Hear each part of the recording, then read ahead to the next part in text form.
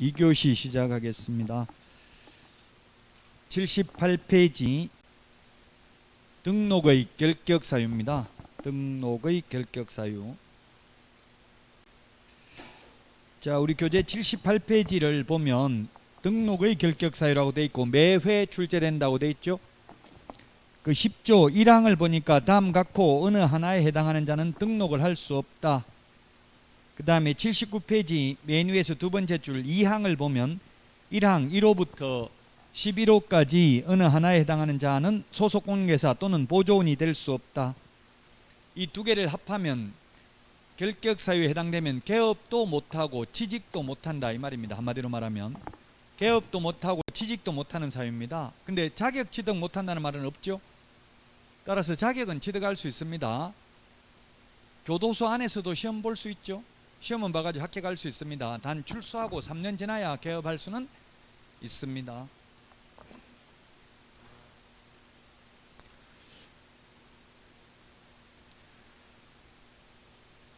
자, 그러면 이 79페이지 그 3번 3항을 보면 등록관청은 밑줄 치세요. 개업 공인중개사, 소속 공인중개사, 중개보조원, 그 다음에 개업공개사인 법인의 사원 임원을 밑줄 치시고 여기까지를 뭐라고 부른다? 가로 안에 개업공개사 등이라 한다.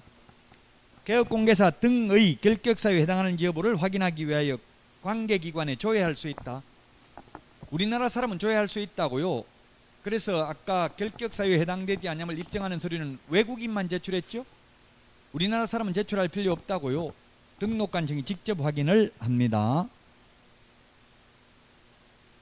우리 책에도 등록의 결격사유라고 되어 있고 저도 이게 칠판에 책하고 똑같이 등록의 결격사유라고 적어놨는데 엄밀히 말하면 해석상 개업 공인중개사 등의 결격사유입니다. 등록만 못하는 게 아니라 취직도 못한다고요.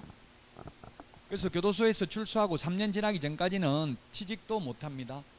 그러니까 어떤 분 질문을 하더라고요. 몰래 취직하면 안 되냐 묻던데 예, 됩니다. 몰래 하면. 근데 시험에 몰래 하는 거는 나오진 않아요. 현실적으로 몰래 하고 고용신고 안 하면 모르겠죠. 예, 그렇게 할 수는 있는데 시험에는 몰래 한다 이런 말은 시험에 나오지는 않습니다. 드라마도 보면 속인 거 나중에 다 적발되더라고. 드라마에도 보면 결론은. 그래서 몰래 한다 뭐 이런 거는 시험에 안 나오고요. 현실적으로는 예를 들면 살인을 해도 현실적으로 죽이고 안 잡히면 처벌 안 받잖아요. 그 시험에 살인죄는 어떤 처벌을 한다 이런 게 시험에 나오지 안 잡히면 처벌 안 받는다 이런 거는 시험에 안 나온다고요. 자, 그래 등록의 결격사유 그 지금 칠판에 지금 적어 놓은 게 이 결격사유에 해당되면 개업도 못하고 취직도 못한다고요. 등록도 안 되고 소속공인중개사 중개보조원도 법인의 임원도 될 수 없다. 자, 이 결격사유에 해당되면 동그라미 1번 칠판에 등록 요건입니다. 지금 우리 79페이지 교과서에 있고요. 중개업 영위요건이고 기억에 보면 개인개업공개사가 만약에 결격사유에 해당되면 등록을 취소해야 되고 법인이 결격사유에 해당돼도 역시 등록을 취소해야 됩니다. 다만 법인의 경우에는 그 사유가 발생한 날로부터 2개월 이내 그 사유를 해소하면 등록 취소되지는 않습니다. 우리 프린터 38번에 동그라미 1번에 있습니다. 38번에 동그라미 1번 2개월 숫자 기억하시라고요. 38번에 1번에 있죠? 혹시 제가 번호를 안 보고 말하기 때문에 잘못 부를 수도 있으니까 아니면 말하시라고요. 가만히만 있지 말고. 자, 2개월 이내 해소해야 됩니다. 임원이 예를 들어서 임원이 교도소에 수감됐으면 다른 임원으로 교체해야 된다고 2개월 이내에 교체 안 하면 등록을 취소해야 됩니다. 고용인 즉 일반 직원들이 결격사유에 해당되면 등록 취소되지는 않고요. 단 업무정지 사유입니다. 2개월 이내 그 사유를 해소 안 하면 업무정지 사유입니다. 중개보조원이 결격사유에 해당됐는데 2개월 이내 교체 안 하면 업무정지라고요. 프린터 38번에 동그라미 2번에 있잖아요. 38번에 동그라미 2번.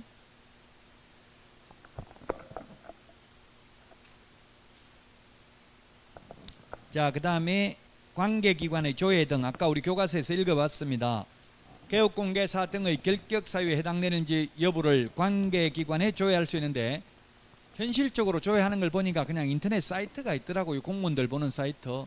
그 각 기관에서 거기 입력을 한대요. 그래서 그 사이트에 보면 결격 사유에 해당하는지를 1년에 2번씩 확인하더라고요. 등록관청에서.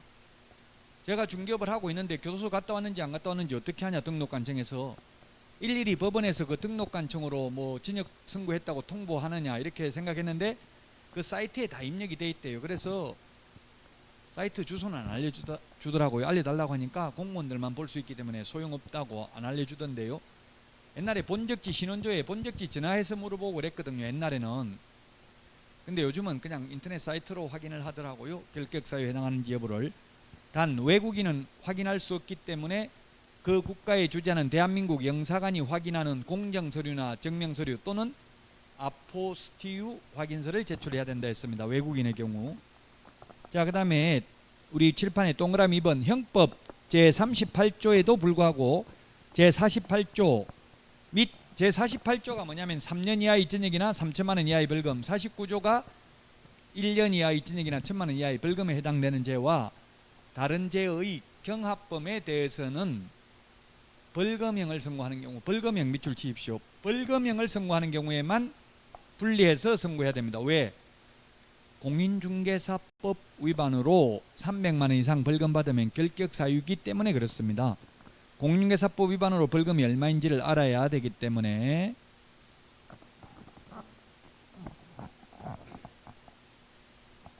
자, 80페이지 우리 교과서는 80페이지입니다. 이제 결격 사유 2번 결격 사유입니다. 여기에 해당되면 개업도 안 되고 취직도 안 된다고 했죠. 첫 번째 미성년자입니다. 미성년자는 자격은 취득할 수 있습니다. 작년에 저한테 수업 들어가지고 고등학교 3학년인데 합격했어요. 지금은 군대 갔는데 합격하고 나니까 19세 되더라고요. 고등학교 3학년은 18세더라고요.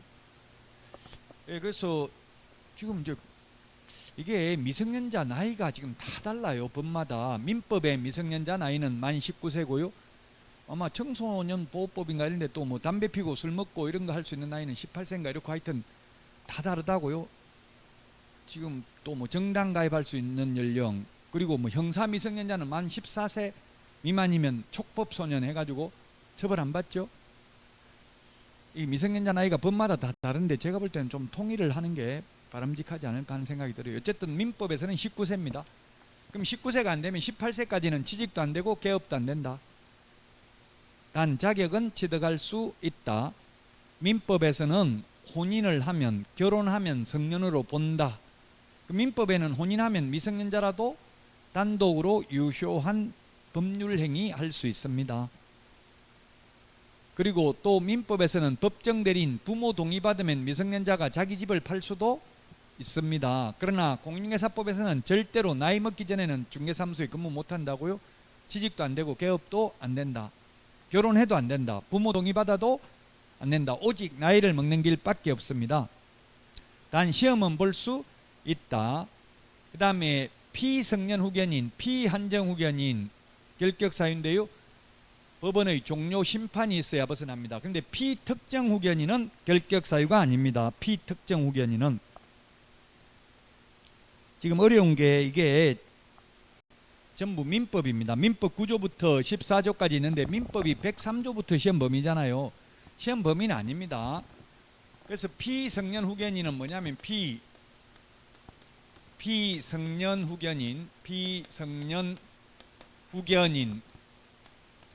민법을 알려면은 그 한자를 좀 알면 민법을 공부하기는 더 쉽죠. 그 의미가 숨어 있으니까. 후견인이라는 말은 뒤후자 바라볼 견자 사람인자, 뒤에서 바라보는 사람, 뒤에서 보살펴주는 사람을 후견인. 성년으로서 뒤에서 보살펴주는 사람을 성년 후견인. 피는 보살핌을 받아야 되는 사람이라는 뜻입니다. 피보험자, 피담보채권, 뭐 피라는 말 많이 나와요. 민법에도. 그래서 성년으로서 보살핌을 받아야 되는 사람이 피성년 후견인입니다. 피한정 후견인은 한정적으로 보살핌을 받아야 되는 사람이고요. 옛날에는 한정치산자, 이거는 옛날에 금치산자, 2014년까지 민법에서. 피특정 후견인은 특정 사무에 대해서만 후견, 보살핌을 받아야 되는 사람입니다. 그 민법 구조에 보면 뭐라고 되어 있냐면은 노령, 장애, 질병 등으로 인하여 지속적으로 사무처리 능력이 결여된 자에 대해서 본인, 배우자 검사, 지자체장 등의 청구에 의해서 가정법원으로부터 성년 후견 개시 심판을 받은 자 이렇게 되어 있습니다. 심판을 받아야 되기 때문에 벗어나는 경우에도 법원의 종료 심판이 있어야 됩니다. 시험에 비성년 후견이라도 정신과 의사로부터 정상인이라는 소견서를 첨부하면 결격사유에서 벗어난다. X입니다. 소견서 첨부해가지고는 안 되고요. 법원의 결정이 있어야 된다고, 심판이 있어야 된다고요. 옛날에 롯데 신격호 전 회장이 보면 비한정 후견인이었습니다. 재산 같은 거 누구 자식 한 명한테 다 물려주고 이렇게 할까봐 비한정 후견인이었는데요. 결격사유죠. 비특정 후견인 결격사유 아니라는 거 32회 시험에도 나오고요. 두 번 출제됐습니다. 비특정 후견인. 민법 14조 2에 있습니다. 제가 지금 법조문을 이야기하는 거는 여러분들이 법제처 국가법령정보 어플 다운받은 거 가지고 궁금하면 찾아보라는 이야기예요. 민법 9조부터 14조는 민법 시험 범위에도 안 들어갑니다. 민법 103조부터 766조까지가 민법 시험 범위잖아요. 자, 그래서 다시 한번 말씀드리면 미성년자는 오로지 나이를 먹어야 되고요. 비성년 후견인, 비한정 후견인은 후견 종료 심판이 있어야 벗어난다. 결격사유에서 벗어나려면. 자, 그 다음에 파산 선고 받은 자는 복권이 되어야 합니다. 파산 선고라는 말이 반드시 들어가야 됩니다. 이거는 또 어디에 있냐면 채무자 회생 및 파산에 관한 법률에 있습니다. 뭐 회생 인가 신청을 했는데 인가 여부가 결정되지 아니한 경우 결격사유 아닙니다. 파산 선고 받았다는 말이 꼭 들어가야 된다고, 결격사유가 되려면. 그러면 복권 결정이 있어야 됩니다. 시험에 파산 선고를 받고 파산 채무를 모두 변제 완료하고 법원에 복권 신청하면 결격사유에서 벗어난다. X로 출제를 했습니다. 신청만 하면 벗어나는 게 아니라 복권 결정이 있어야 됩니다. 법원의 복권 결정이 있어야 된다.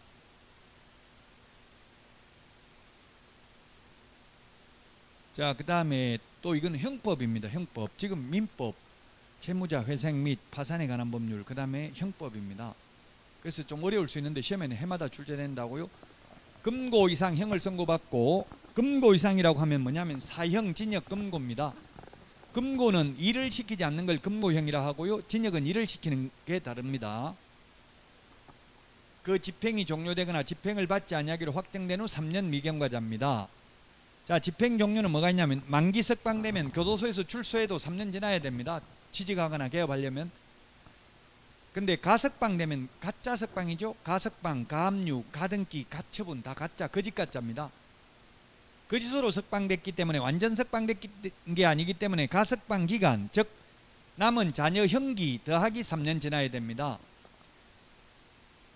형법에 보면 가석방은 형기의 3분의 1만 채우면 가석방 될 수는 있습니다. 법적으로. 징역 3년 선고받으면 1년만 지나도 가석방 될 수 있습니다. 그러면 남은 자녀 형기 2년 채우고 나서 또 3년 더 지나야 결격사유에서 벗어난다고요. 그래서 만기 석방됐냐나 가석방됐냐나 선고받은 날로부터 결격사유에서 벗어나는 시기는 똑같다고요. 만약 징역 3년 선고받았으면 선고받은 날로부터는 6년 지나야 되죠.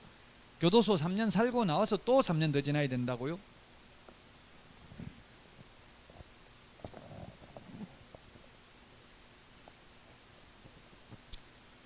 원주 교도소 제가 면회 가봤는데 시내에 있던데 터미널 있는데 그 시내에 있죠. 고속버스. 거기가 옛날엔 시내에 교도소 있기 힘든데 옛날에는 거기 허벌판이었나 봐요. 그렇죠. 산에 교도소 보통 만들고 지금 완전 시내 중심지 됐던데요. 예.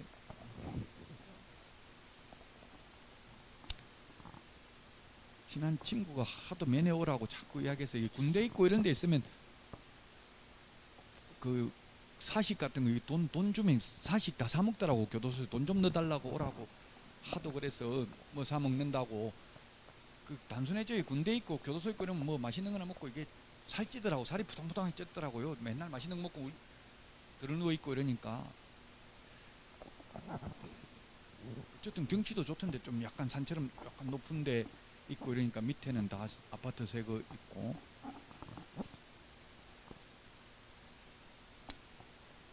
그 내가 교도소에 있든 어디에 있든 나를 믿어줄 수 있는 사람이 이 세상에 한 명만 있어도 행복한 건데요. 그게 쉽진 않아요. 근데 사형수들은 면회 왔다는 걸 최고 두려워한대요. 그 사형 집행할 때 면회 안 나오려고 하면 면회 왔다 하고 이런데요. 그래서 그 사형 집행 또 친구 중에 사형 집행도 했던 친구가 있는데 그 굉장히 무슨 그 트라우마에 시달린데 안 할란데 서로. 그래서 그 버튼을 누르는데 이게 세 명이 버튼을 누르면 누가 눌러가지고 그 목에 있는 게 탁 떨어지잖아요. 그 떨어지는 건 누가 눌러서 그런지 자기가 했다 생각하면 그 죄책감을 느낄 거 아니에요. 모르게 세 명이 동시에 누르는데 그럼 누구께 그 회로가 하나만 연결된대요. 누구께 눌러져서 죽었는지 그걸 모르도록. 그 우리나라는 지금 사형 집행 안 한 지가 김영삼 정부 때 막가파 마지막에 했잖아요. 그러니까 아무도 안 할란다고 이제 교도관들도 그 굉장히 트라우마에 시달리고 그래서 지금 뭐 우리나라는 근데 뭐 사형시키라 이런 말을 많이 하지만 중국에서 1년에 5천 명 이상 사형되잖아요. 그런데 중국 범죄가 없는 게 아니거든요. 두 번째 많은 게 미국이고 사형 많이 시키는 나라일수록 범죄는 더 많아요. 네 가족이 피해자면 그런 말 하겠냐 이렇게 할 수도 있는 부분인데 어쨌든 참 어려운 부분이에요. 이 부분이. 무조건 사형시킨다고 뭐 범죄가 없어지는 것만은 또 아니고 또 만에 하나 억울하게 한 명이라도 옛날에 뭐 조봉암 당수 야당 당수도 사형당했거든요. 옛날에는 거의 반대파를 그냥 사형하고 이런 것도 많이 있었어요. 그래서 조심스러운 부분입니다. 자, 어쨌든 가석방 되고 바로 3년만 지나면 되는 게 아니라 남은 자녀 형기 더하기 3년 지나야 됩니다. 그 다음에 무기징역은 뭐 시험에 나온 적 없으니까 넘어가겠습니다. 무기징역 받고 뭐 중개사무소 개업하기는 쉽지 않겠죠. 자, 그 다음에 집행면제가 있습니다. 법률 변경으로 집행이 면제돼도 3년 지나야 됩니다. 저도 시골에서 초등학교 다니다가 여자친구 손잡고 아버지한테 적발됐어요. 그래가지고 바로 쫓겨났어요.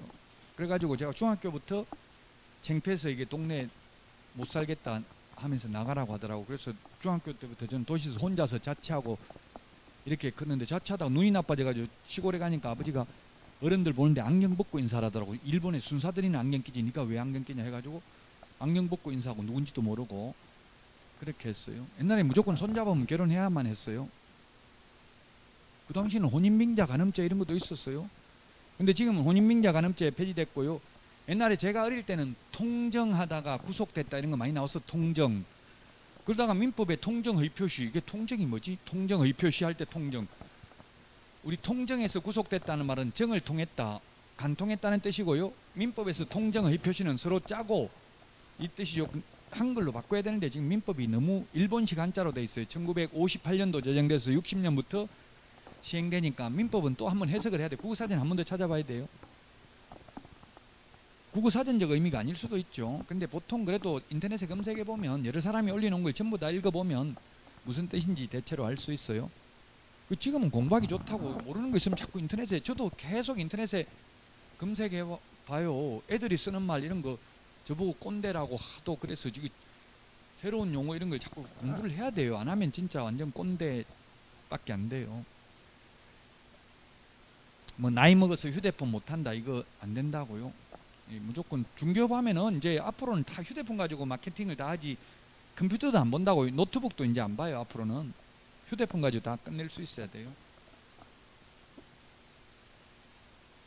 자, 그래서 어쨌든 법률 변경, 간통죄가 폐지돼 가지고 옛날에 간통죄 2년 이하 이징역형인데 간통죄가 폐지되면 석방됩니다. 그래도 3년 지나야 개업하거나 취직할 수 있다.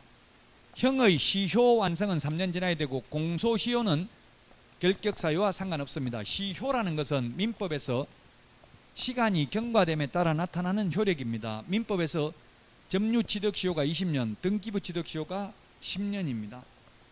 법의 안정성 때문에 일정 상태가 계속 지속되면 그 상태를 법적으로 인정해 주는 제도가 시효입니다. 그 형의 시효라는 것은 확정 판결을 받고 시간이 경과되는 경우고요. 공소시효는 재판에 회부되기 전에 시간이 경과된 경우를 말합니다. 예를 들면 옛날에 이춘재 살인사건 화성에 그때는 공소시효가 15년이었습니다. 살인죄라도. 15년만 안 잡히면 그 뒤에 잡혀도 처벌 안 받는다고요? 공소시효가 15년. 지금은 공소시효 없습니다. 살인죄. 그래서 살인은 아는 사람 죽이면 100% 잡힙니다. 전혀 모르는 사람 죽이면 인과관계를 찾을 수 없기 때문에 잡기 쉽지 않죠. 우리나라는 존속살인죄는 더 무겁게 가중처벌합니다. 부모나 할아버지, 증조할아버지 살인하면 더 무겁게 처벌받아요. 근데 비속살인죄는 따로 없어요. 비속은 그냥 일반 살인죄하고 똑같아요. 유럽은 비속살인죄도 있어요. 자식 죽이면 더 무겁게 처벌한다고. 일반 모르는 사람 죽이는 것보다. 이태리나 이런 유럽 쪽에는 이제 평등한 거고, 우리나라는 유교 사상이 있기 때문에 어른을 공격해야 되죠. 근데 어른을 공격해야 되는데, 저도 오늘 엄청 기분 나쁘더라고. 아들한테 전화했더니만 전화하지 말고 문자로 하세요. 아침부터 일찍 전화하지 말고 카톡을 하세요. 이렇게 딱 하길래요. 아, 진짜 이거 자식 키워봐야 아무 소용없구나. 또 한번 정 떼려고 또 한번 생각했어요.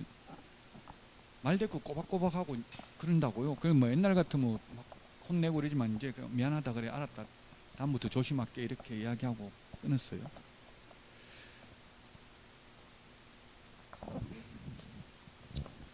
자, 형의 시효 완성 3년 지나야 됩니다. 예를 들면 형의 시효가 몇 년인지 암기할 필요 없는데, 사형에 해당되는 범죄 형의 시효가 30년입니다.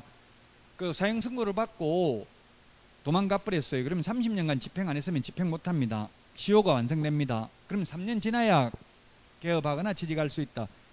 공소시효가 완성되면 처벌 안 받기 때문에 결격 사유도 아니다. 옛날에 15년, 20년 전에 살인했다면 지금 잡혀도 처벌 안 받으니까 개업할 수도 있다. 곧바로. 자, 그 다음에 특별사면은 3년 지나야 되고, 일반사면은 즉시 벗어납니다. 결론만 기억하면 돼요. 특별사면, 일반사면 어떻게 하는지는 사면법을 봐야 돼요. 이번에 대통령께서 특별사면 했잖아요.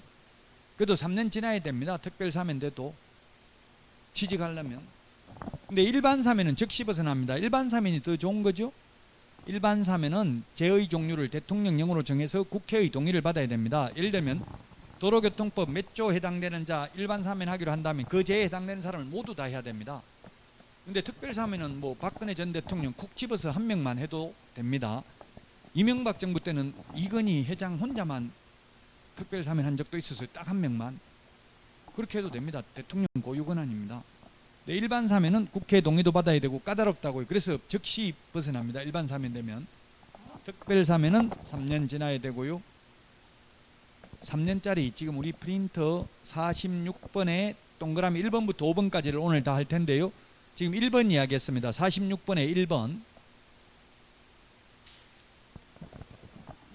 자, 46번에 1번이 교도소에서 출소하고 3년 지나야 된다는 이야기입니다. 가석방 되면 남은 자녀 형기 더하기 3년 지나야 되고요. 특별사면, 법률 변경, 형의 시효 완성 다 3년 지나야 된다. 자, 그 다음에 집행유예입니다. 집행유예. 집행유예면 교도소 가요, 안 가요? 감옥은? 안 가죠. 원래 감옥이라는 말 쓰면 안 되는데 뉴스에 이런 게 정치인들이 감옥 이런 말을 많이 쓰더라고요. 원래 교도소입니다. 교도소의 뜻은 뭡니까? 교도소는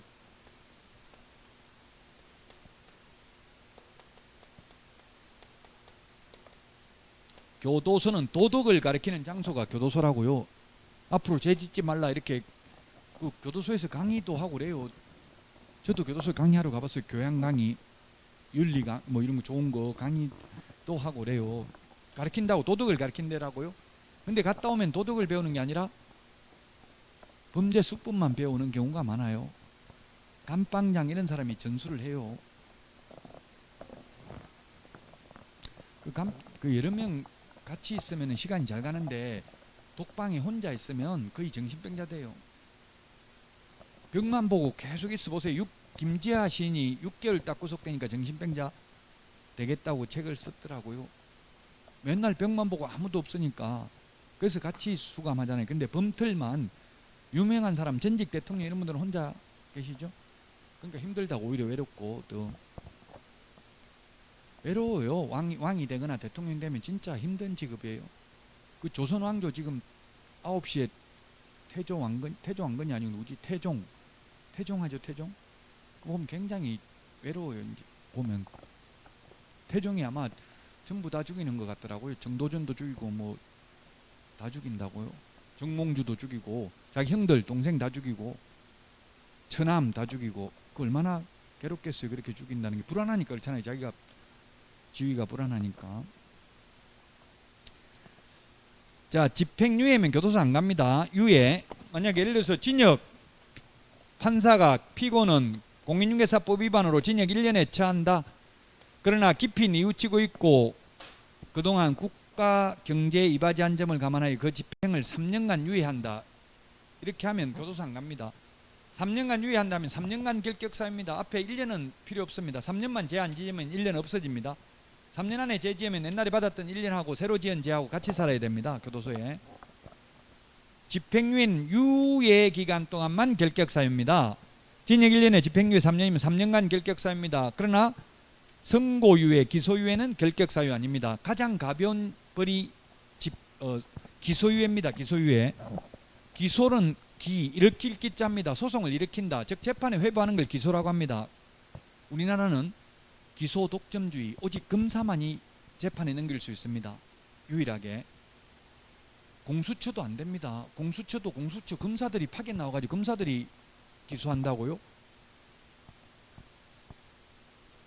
기소 독점주의입니다. 그러다 보니까 검찰개혁 이런 말은 나오지만 판사개혁이라는 말은 별로 안 나오잖아요. 왜냐하면 판사는 힘이 없거든요. 검찰은 막강한 힘이 있다고. 자기가 재판에 넘기고 안 넘기고 결정할 수 있는 권한이 있다고요. 근데 판사는 검사가 재판해달라고 넘긴 것만 재판할 수 있잖아요. 판결할 수 있잖아요. 기소유예면 재판에 회부를 안 했다는 이야기입니다. 그래서 결격사유가 아닙니다. 검사선에서 마무리 짓는 겁니다.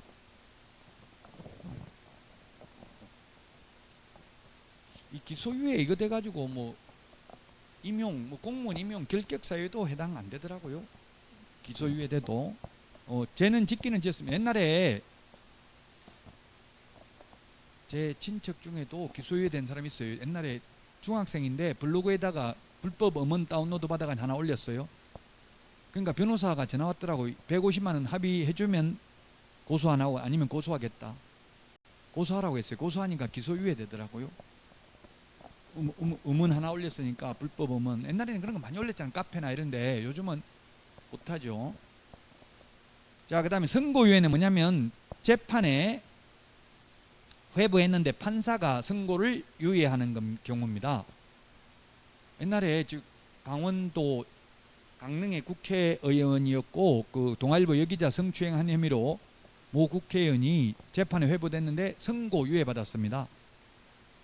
그분이 판사 출신이기 때문에 자기 딸을 피해자한테 보내가지고 아버지가 진정으로 미안하다고 해서 전달하러 왔다 한 걸 대화하는 걸 녹음해가지고 재판부에 제출했어요. 그러니까 판사가 그 여자분이 동아일보 여기자가 뭐라 했냐면 나도 인간적으로는 용서했다 이렇게 답변했어요. 그러니까 판사가 인간적으로 용서했다 하면 법적으로도 용서한 것으로 추정할 수 있다. 그러므로 그 선고를 유예한다 이렇게 했어요. 최모 의원이라고 있었죠 옛날에 강릉에. 그래서 선고 유예, 제가 이름을 말 못하는 거는 이게 공공연하게 적시해서 명예를 훼손하면 진실이라 하더라도 그건 명예훼손에 걸려요. 거짓말하는 게 명예훼손이 아니고 진실을 진실대로 말해도 공공연하게 적시하면, 왜냐면 제가 강의한 거 이런 거는 인터넷에 올라갈 가능성이 많거든요. 그럼 증거가 남아있기 때문에 유죄가 될 수 있다는 얘기. 공공연하게 적시한 게 될 수 있기 때문에 여러분들도 조심해야 돼. 거짓말해야 명예훼손이라고 생각하는데 그거 아니에요. 진실을 진실대로 말해도 여러 사람한테 알리면 그거는 명예훼손에 해당됩니다. 그 대화하는 거, 자기가 대화자로 참여하는 거는 녹음해도 돼. 불법이 아니라고요. 근데 그 제3자와의 대화만을 녹음하면 통신비밀보호법 위반입니다. 유명한 사건이 있어요. 남편이 바람 피웠어요. 그 상간녀하고 남편하고 통화한 거 녹음해가지고 간통죄를 고소했는데 무죄고 부인은 구속됐어요. 통신비밀보호법 위반으로. 그러면 어떻게 해야 돼요? 그 둘이 대화하는 걸 몰래 녹음할 게 아니라 상간녀한테 전화해가지고 당신 우리 남편하고 간통했나요? 이렇게 좋게 물으면은 그 어쩔래 했다. 네가 얼마나 못났으면 나한테 자꾸 찾아와서 귀찮아 죽겠다. 이런 식으로 이야기한다고. 싹싹 비는 사람 하나도 없던데 A채널 에로 부분 이런 데 보니까 비는 사람 하나도 없어. 전부 다 오히려 더 큰 소리 치죠. 그럼 그거 녹음하면 된다고, 대화한 거. 그런 거 가지고 해야 되지, 남의 대화 녹음하면 안 됩니다. 그러니까 여러분들이 학원 다녀서 사기 안 당하고 법 상식만 배우는 것만 해도 학원비 10배 이상 이익입니다. 물론 당연히 합격은 해야 되겠지만. 자, 결론. 선고유예, 기소유예는 결격사유 아니다. 집행유예는 유예 기간 동안 결격사유에 해당된다. 자, 공인중개사법상 처분인데요. 자격 취소되면 3년입니다. 우리 프린트 46번에는 동그라미 2번에 있습니다. 자격 취소되고 3년간 개업하거나 취직 안 된다. 그 다음에 자격 취득도 불가능하다. 46번 프린트 5번에 있습니다. 46번 프린트 5번. 5번을 만약 찾았으면 행황편으로 색칠 좀 하세요. 못 찾았으면 그냥 넘어가면 되고요. 다음에 하면 되고요. 왜냐하면 프린트가 너무 깨끗하면 남의 자료 같고 또 너무 벌겋게 색칠해 놓으면 나중에 눈이 아프죠. 힘든 부분인데 너무 막 너덜너덜해지면 다시 원장님한테 복사해 달라면 될 거예요. 보여주고 이렇게까지 안광이 지배를 절할 때까지, 눈동자가 이 종이를 뚫고 나갈 때까지 보셔야 돼요.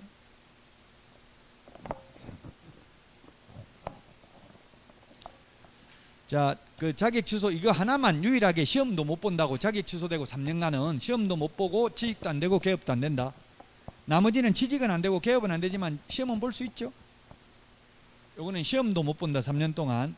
그 다음에 자격 정지 기간 중에 있는 자, 우리 프린트 42번에 동그라미 1번에 보면은 자격 정지는 6개월 범위 내에서 자격 정지할 수 있습니다. 6개월 자격 정지 당했으면 그만두더라도 6개월 동안은 다른 데 가서 취직도 안 되고 자기 이름으로 개업도 안 된다는 이야기죠. 자격 정지. 그 다음에 등록 취소되고 3년 미경과자. 등록 취소되면 3년 동안은 다른 데 가서 개업도 안 되고 취직도 안 된다. 등록 취소되고 3년 미경과자. 여기 예외가 있는데 예외는 다음 달에 말씀드리겠습니다. 너무 처음부터 예외까지 다 하면 머리 아프니까. 자, 그 다음에 업무정지 기간 중에 있는 자, 소속 공인회사는 자격정지, 개업공인회사는 업무정지입니다. 프린트 42번에 동그라미 2번에 있습니다. 42번에 6개월을 정리해놨는데 시험에 1년 범위 내에서 업무정지될 수 있다, 1년 범위 내에서 자격정지될 수 있다, 이렇게 시험에 X로 나왔어요. 최대 6개월입니다. 그래서 6개월을 따로 정리해 놓은 겁니다. 저도 자격증을 따봤고요. 저도 공법 공부할 때 3일부터, 지금 공법 옛날에 2일부터 있었죠. 2일. 농지법에서 농지취득자격증명. 옛날에는 2일인데 지금 농지취득자격증명 발급 기간이 바뀌었죠. 개정됐죠. 옛날에는 농업경영계획서 제출 안 하면 2일, 농업경영계획서 제출하면 4일이었어요. 지금은 바뀌었죠.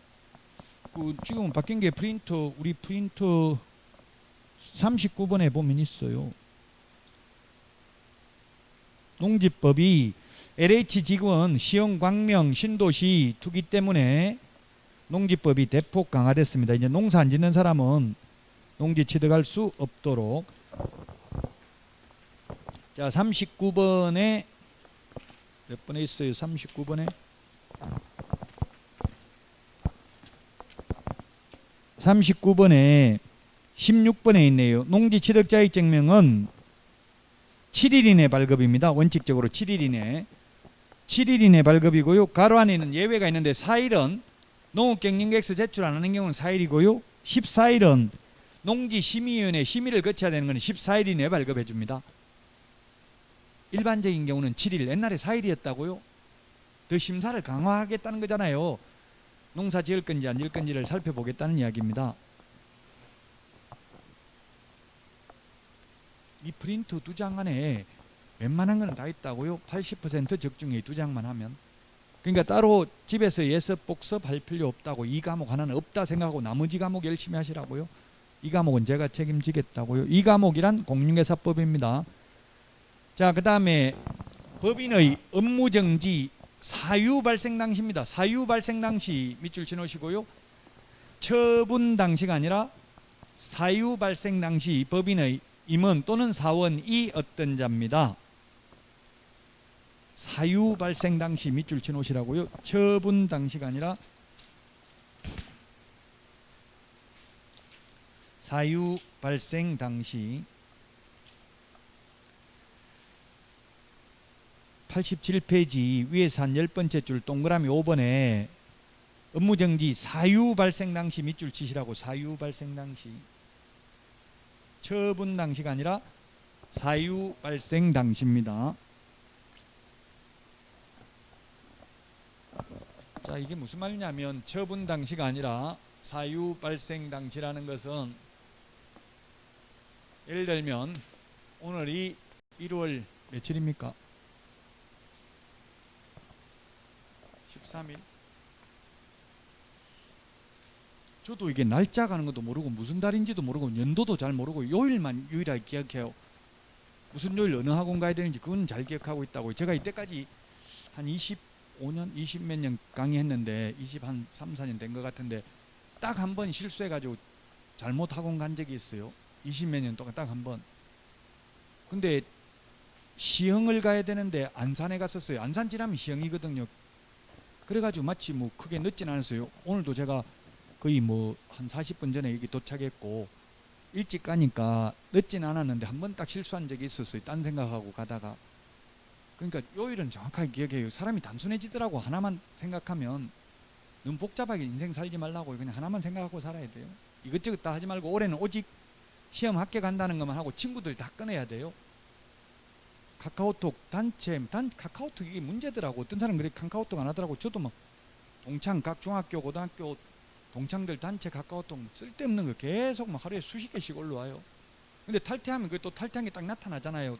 그래서 미안해서 탈퇴도 못하고 전부 무음으로 죽여놓고 그냥 안 봐요. 안 보면 돼 그냥. 자, 그래서 1월 3일 날 위반 행위를 1월 13일 날 위반 행위를 했다고요. 그 다음에 2월 13일 날 A라는 임원이 선임되었다.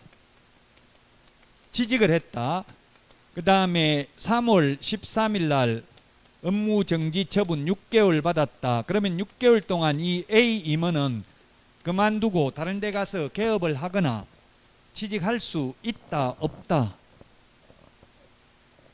빨리 말씀하시라고. 둘 중에 하나.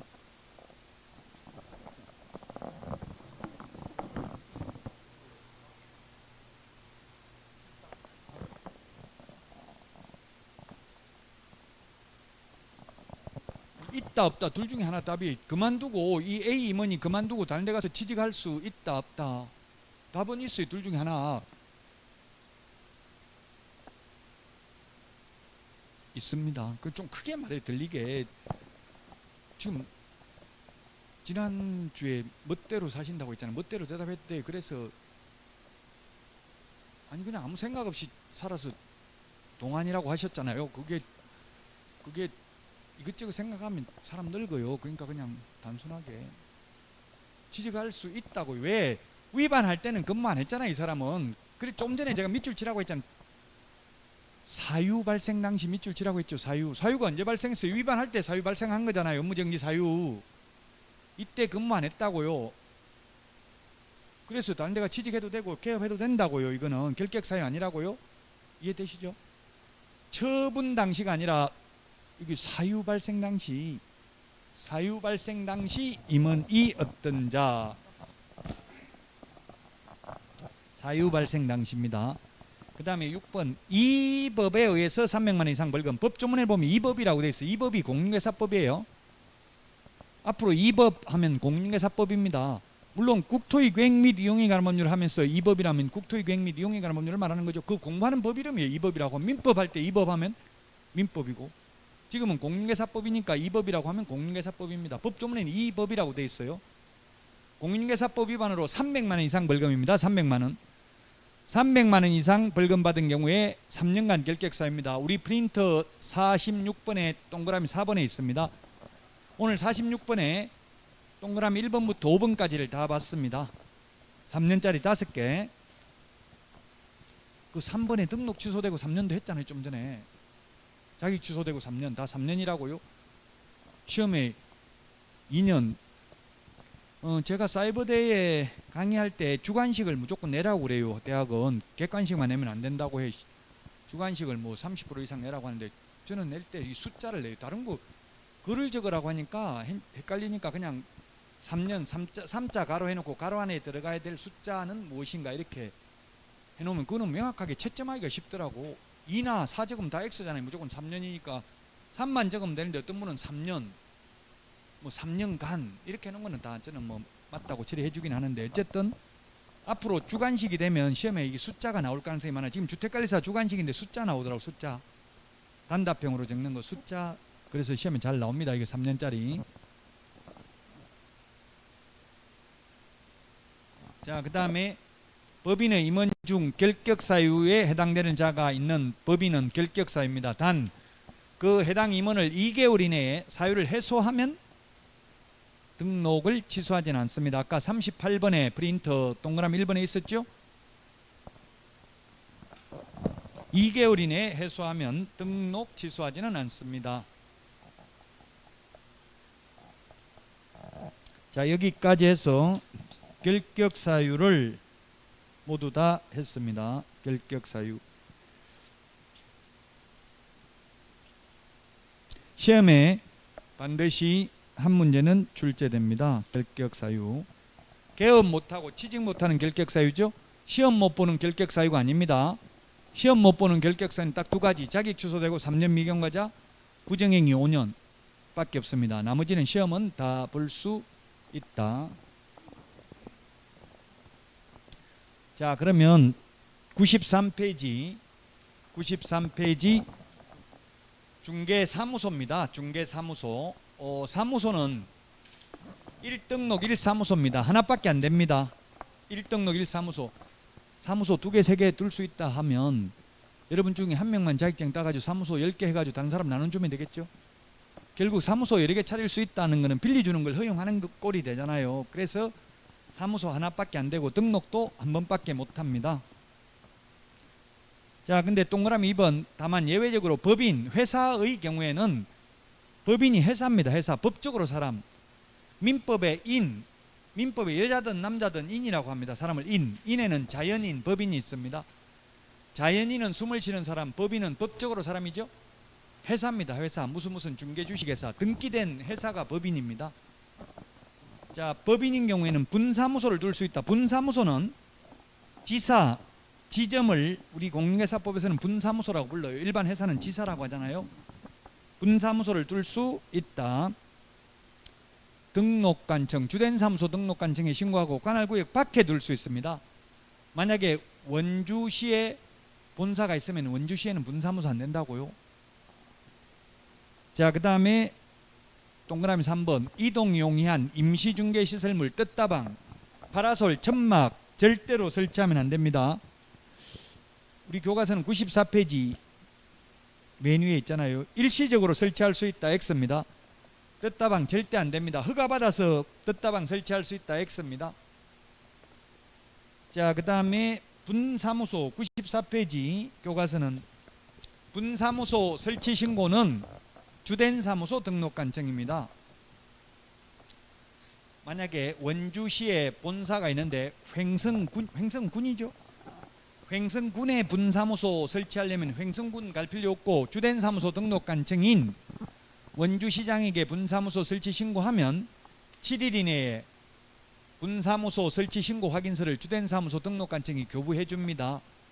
그러고 나면은 업무를 개시할 수 있고요. 그러면 원주시장이 횡성군수한테 통보해야 됩니다. 분사무소 설치됐다고. 7일입니다. 7일. 우리 프린터 39번에 7일은 정리되어 있고요. 자, 교과서 95페이지인데요.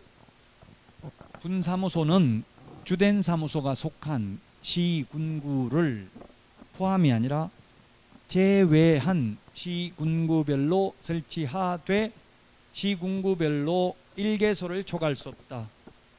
시험에 모든 시군구에 분사무소 둘 수 있다. 모든 이렇게 시험에 X로 출제됐어요. 즉 본사, 즉 주된 사무소가 있는 시군구에는 안 된다고요.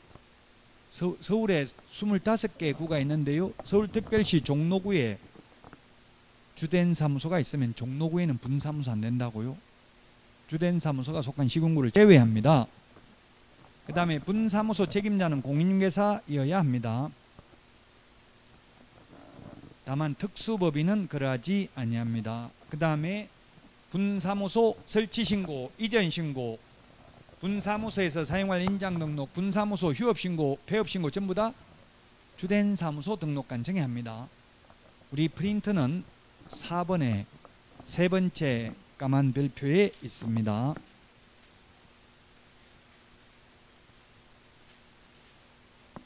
(4번에) 세 번째 까만 별표. 자, 96페이지 분사무소 설치 신고할 때 동그라미 2번에 그 기역, 니은, 디귿 세 개 첨부해야 되는 서류 있죠. 첨부해야 되는 서류가 세 개가 있는데요.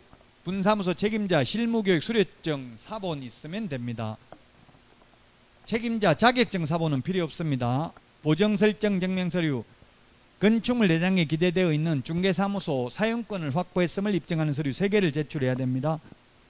그 다음에 등기사항 증명서라든지 건축물 내장은 담당 공무원이 직접 확인하는 거지 민원인이 제출하지 않습니다. 그리고 분사무소 설치 신고할 때는 당의 지자체 조례가 정하는 수수료 내야 됩니다. 당의 지자체 조례가 정하는 수수료 내는 거 우리 프린터 52번에 동그라미 5번에 있습니다.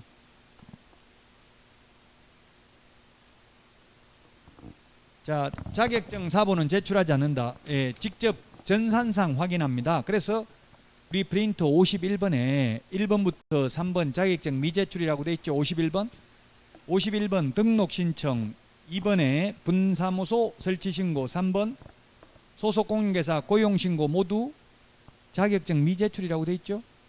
직접 확인한다고요. 이게 자격 확인을 시도이사한테 요청한다는 건데 결국은 인터넷으로 확인하더라고요. 제가 보니까. 그 다음에 법인 등기 사항 증명서도 제출할 필요가 없다.